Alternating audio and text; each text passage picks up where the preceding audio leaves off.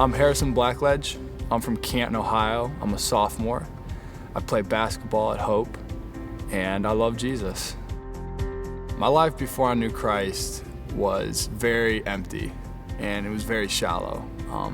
I was raised in a Christian household with very firm believers as parents, so I was introduced to the stories of the Bible, who Jesus was at a very early age. And for the longest time, my faith was basically like an actor on a stage. I'd recited all the lines. I knew exactly when my cues were, when I was supposed to come on stage, the actions I was supposed to do to convince people in the audience, I guess you could say, that I was somebody who I really wasn't. My heart was far from a relationship with God. It was superficial, it was shallow. You know, in high school, a lot of me was wrapped up in basketball. Basketball, you could say, was my God. I looked at drinking and getting the approval of my teammates and my friends, and thinking if they thought that I could hang with them and they thought that I was a cool guy, then I would have finally made it, and their approval was king. I had no desire in my heart to even be in a relationship with him. And I knew that I had had something so pure and so good before, and I'd lost it. And I came out of college going to work back at the same camp that I had gone to. I was going to go work there as a counselor, and I went into it very much with the idea of, God, I need you.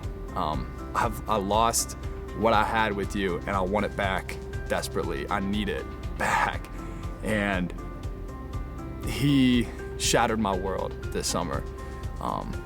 Absolutely turned my life around, just completely revived who I was as a Christian, and little by little just kept crawling back into my heart, and to the point where I was just overflowing with thanks and just awe at who God was.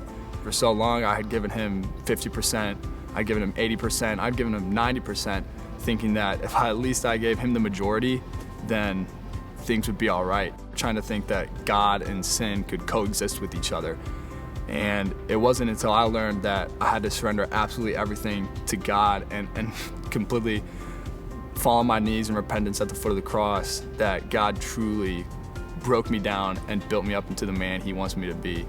And so for somebody who is a Christian who is struggling, my advice to you would be, look at your own life, and what is that 10% that you're holding on to?